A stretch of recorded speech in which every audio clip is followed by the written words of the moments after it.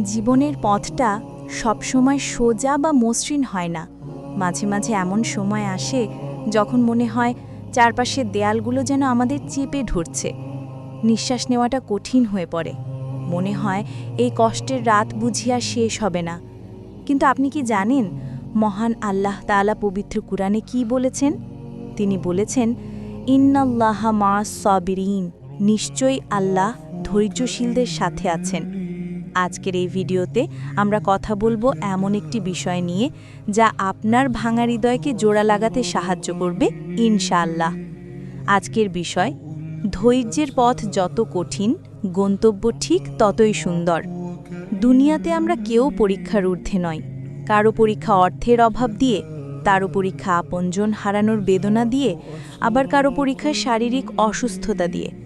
যখন বিপদ আসে তখন শয়তান আমাদের কানে ফিসফিস করে বলে, তোমার সাথেই কেন এমন হচ্ছে? আল্লাহ কি তোমাকে ভুলে গেছেন? নাউজুবিল্লাহ। কিন্তু ইসলাম আমাদের শেখায় ভিন্ন এক দৃষ্টিভঙ্গি। রাসূলুল্লাহ সাল্লাল্লাহু আলাইহি ওয়াসাল্লাম বলেছেন, মুমিন এর বিষয়টি বড়ই আশ্চর্যজনক। তার সব কিছুই কল্যাণকর। যদি সে সুখ পায় এবং শুকরিয়া আদায় করে তবে তা তার জন্য কল্যাণকর। আর যদি সে দুঃখ পায় এবং ধৈর্য ধরে তবে তাও তার জন্য কল্যাণকর। সহিহ মুসলিম। ভাবুন তো, যেই পথটা কঠিন সেই পথের শেষেই কিন্তু সবচেয়ে দামি পুরস্কার অপেক্ষা করে। স্বর্ণকে যেমন আগুনে পুড়িয়ে খাঁটি করা হয়, আল্লাহ তাআলাও তার প্রিয় বান্দাদের বিপদের আগুনে পুড়িয়ে গুনাহ মুক্ত এবং খাঁটি করেন। ধৈর্যের কথা বলতে আমাদের মনে পড়ে হযরত ইয়াকুব আলাইহিস সালামের কথা।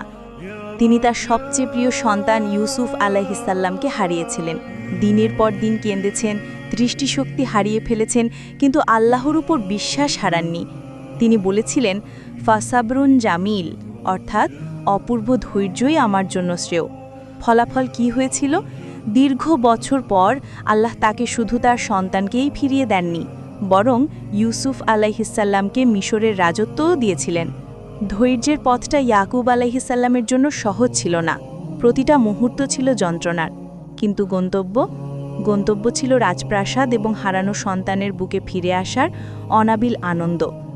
আপনার জীবনের গল্পটাও হয়তো এখন কঠিন সময়ের মধ্য দিয়ে যাচ্ছে, কিন্তু মনে রাখবেন, ইউসুফ আলাইহিস সালামকে যেমন আল্লাহ কুয়া থেকে রাজপ্রাসাদে নিয়ে গিয়েছিলেন, আপনার বর্তমান অবস্থাও আল্লাহ নিমিষে পরিবর্তন করতে পারেন। শুধু প্রয়োজন একটু ধৈর্য বা সবর। আল্লাহ তাআলা সূরা আশ-শারাহেতে আমাদের সান্ত্বনা দিয়ে বলেছেন, ফা ইন্না মাল উসরি ইউসরা, ইন্না মাল উসরি ইউসরা, অর্থাৎ নিশ্চয়ই কষ্টের সাথে স্বস্তি আছে, নিশ্চয়ই কষ্টের সাথে স্বস্তি আছে। খেয়াল করুন, আল্লাহ এখানে দুইবার নিশ্চয়তা দিয়েছেন, অর্থাৎ রাত যত গভীর হয় ভোর তত কাছে আসে। আপনার আজকের এই চোখের পানি, এই না বলা কষ্ট, এর কোনোটাই বৃথা যাবে না। হয়তো আল্লাহ আপনাকে দুনিয়াতেই এর উত্তম প্রতিদান দেবেন, অথবা তিনি আপনার জন্য আখিরাতে জান্নাত সাজিয়ে রেখেছেন, যা দুনিয়ার এই সামান্য কষ্টের তুলনায় বহু গুণ সুন্দর। জান্নাতে প্রবেশের সময় ফেরেশতারা ধৈর্যশীলদের বলবে, সালামুন আলাইকুম বিমা সবারতুম, শান্তি বর্ষিত হোক তোমাদের উপর, কারণ তোমরা ধৈর্য ধারণ করেছিলে। তাই হতাশ হবেন না, আল্লাহর সিদ্ধান্তের উপর ভরসা রাখুন। যখনই মন খারাপ হবে জায়নামাজে দাঁড়িয়ে যান। আপনার রব আপনার কথা শোনার জন্য অপেক্ষা করছেন। ধৈর্যের পথটা কঠিন, খুব কঠিন, কিন্তু বিশ্বাস করুন, এর গন্তব্য আপনার কল্পনার চেয়েও সুন্দর। আসুন আমরা আল্লাহর কাছে দোয়া করি, হে আল্লাহ, আমাদের কঠিন সময়ে ধৈর্য ধারণ করা তৌফিক দিন।